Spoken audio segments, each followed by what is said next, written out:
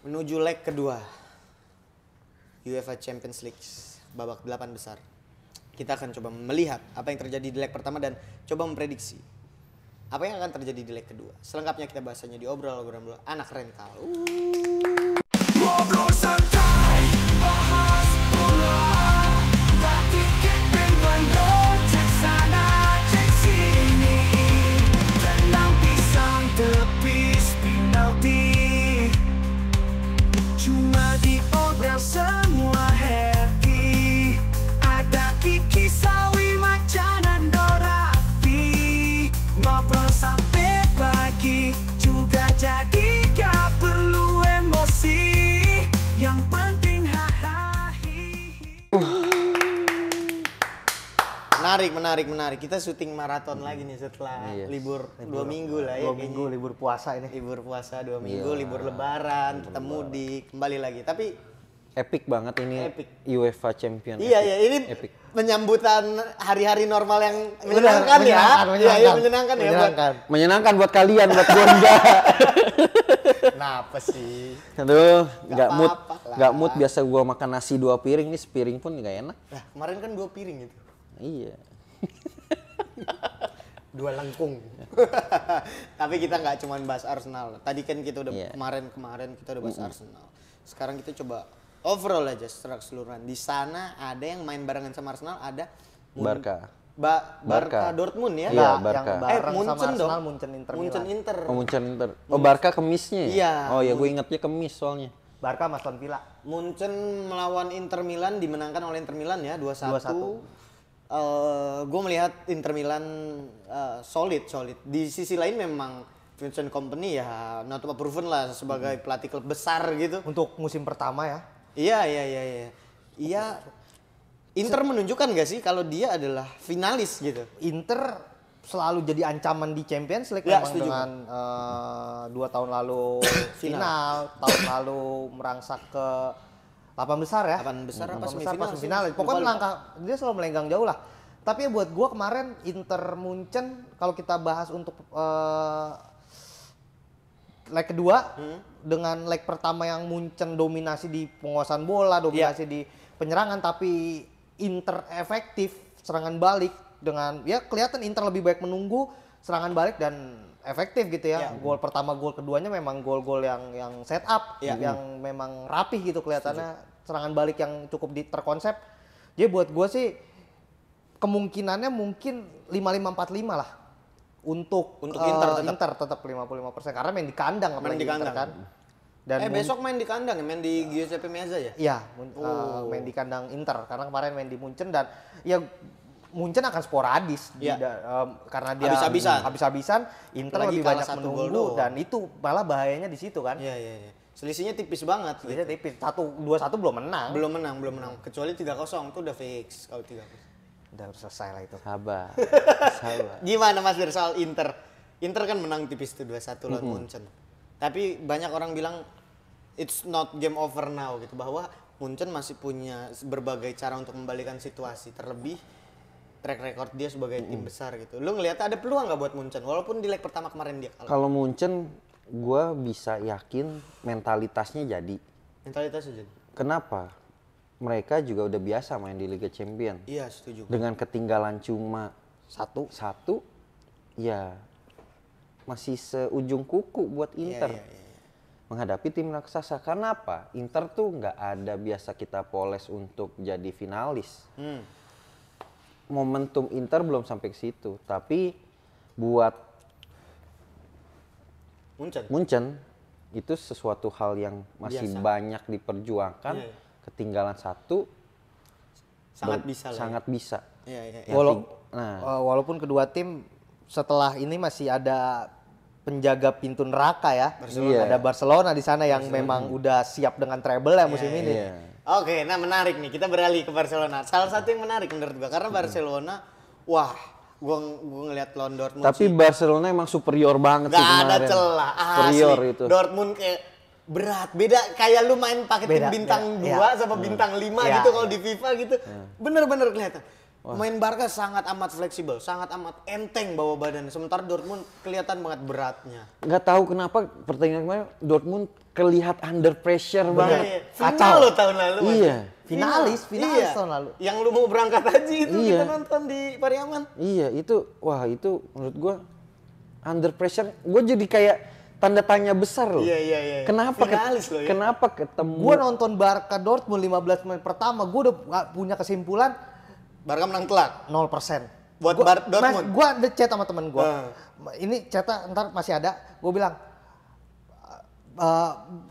Dortmund gak ada harapan menang sama sekali. Sama sekali. 15 menit pertama gue udah ngeliat no chance buat Dortmund. Buat gue Barca kayak ngelawan tim degradasi aja gitu. Iya, bener lagi. Lu mau lu lihat dari sisi counter attack nunggu atau gimana? Gak ada. Nggak ada. Counter attacknya pun gak tajam Iya, Dortmund. Jadi setuju. buat gua selesai ini udah Dortmund. Gua Iya. langsung ganti Aston itu, Villa gua. itu yang kenapa gue bilang under pressure Dortmund di situ. Kena ngelihat kalau gue mungkin sosok Barca yang masih melekat ke Dortmund sehingga pemain Dortmund tuh Oke. mentalitinya nggak jadi di situ. Setuju. Ketemu one on one, ketemu man to man dengan pemain Barca, hilang fokus, hilang bola. Iya. Kayak anak Kelihatan. kecil takut Iya. ya. Iya benar. Iya. Gelisah. Gelisah.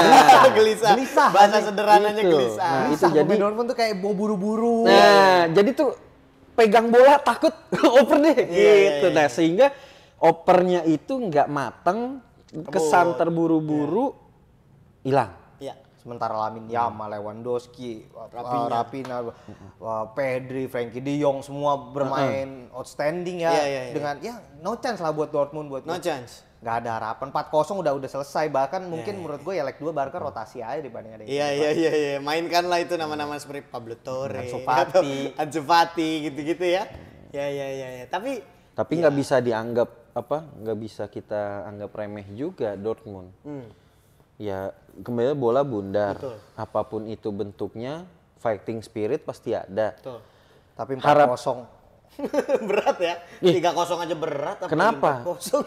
Kita nggak tahu pemikiran yang tadi mungkin diterapkan sama pelatih Barca, turuninnya second line. Ya. Abis, ya kita nggak ada yang tahu. Tapi Karena salah ngambil keputusan dikit, ya ini Piala Dunianya UEFA Eropa, iya. iya kan? Lu salah ambil keputusan dikit ya selesai. Tapi ya memang tetap Gitu. harus waspada si Hansi Flick. Kalau memang benar-benar pengen treble ya. Tapi buat gue sih udah selesai. Udah selesai. Udah selesai. Udah aman aja udah. Siapinnya diri buat semifinal ya. Iya ini posisinya kayak Arsenal menang 7-1 lawan PSV. Iya, benar. Kan leg benar. 2-nya udah bodo amat. udah gak jelas itu yang main kan. Tapi buat gue ya kalau lu emang mau mengunci kemenangan ya kayak gini, curi di leg pertama, habis itu ya menurut gue Dortmund juga udah sadar kayak sulit untuk bangkit. Walaupun dengan sepak bola gak ada yang tahu ya, tapi secara sejarah membuktikan 4-0 comeback Sulit. ya Ada. mungkin Barca, ada. 5-4 Barca ya? tapi yang Ada. 6-1. Oh, 6-1 jadi 5-0. Enggak 4-0 jadi 6-1. yang sama Oh, Liverpool iya. ya, lu nggak saya? Liverpool comeback sama Barca, Iya. comeback sama PSG. Iya, Barca comeback sama PSG.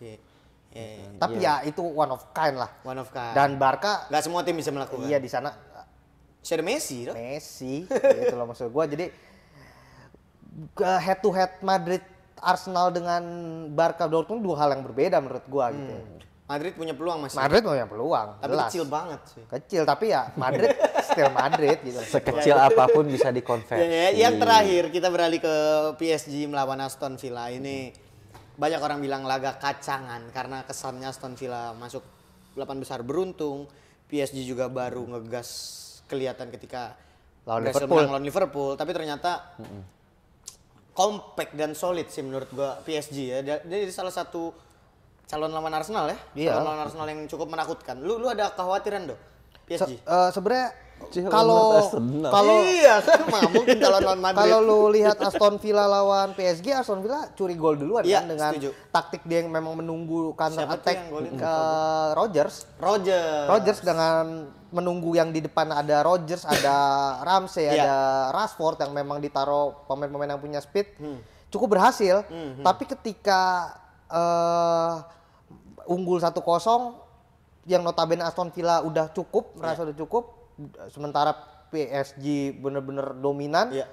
Dan gol-golnya PSG cukup ajaib sih Iya, menurut gue dengan si Doe, si Kvaratskhelia yang golnya itu bener-bener gol skill individu ya yang memang itu pemain mahal memang si Kvaratskhelia menunjukkan gitu. Jadi buat gue kalau 2-1 mungkin chance-nya masih besar karena nanti main di Inggris kan. Tapi kalau 3-1 agak berat lah buat Aston Villa.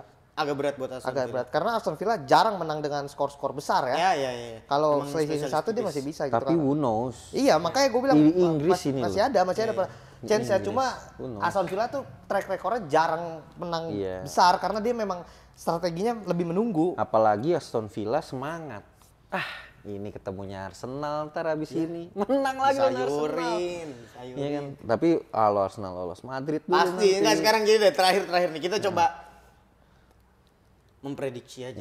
Siapa yang bakal lolos ke 4 besar? Gak usah, gua gak usah 4 besar. Final aja deh. 4 besar dulu. Eh, Kan 4 nanti besar. kalau langsung ke final nanti gak ada konten buat ke final. Oh iya, udah 4 besar dah. 4 besar. Siapa? Kalau gua Arsenal Madrid siapa? Arsenal. Pasti, terima kasih. Kalau gua ya silahkan. It's time for Arsenal. Yes. Thank you. Antara Munchen lawan Inter? Munchen. Munchen. Terus Barca Dortmund? Barca. PSG. Aston Villa. Dih, yakin lu? Inggris. Anjing. Ini Berat. Kalau 2-1 Inggris. mungkin. Terlalu Tapi kalau ke 3-1 Inggris. berat. Inggris. Terlalu ke Inggris. Nih, kenapa gua Aston Villa menang 2-0? Sorry kan, tambahan waktu. Aduh penalti. Udah main skema halusinasi gitu. Iya. Kayak Nando lolos Piala Dunia anjing. Main halusinasi gitu. Main halusinasi. Tom Hay golin 3 dari luar Iya. kotak gitu. Sekarang semua orang udah punya harapan kita main Piala Dunia kan. Iya kan? 2-0 deh. 2-0 jaga asa. PSG blunder. Karena gue ngeliat PSG masih ada blundernya. Masih ada blunder, Kenapa ya. gue bisa ngeliat? Karena Aston Villa bisa ngegolin duluan. Nah, kalau Aston Villa bisa ngegolin duluan, pasti mentalnya besok kita di kandang lebih bisa ngegolin duluan. Lebih kita cucuk ke depan.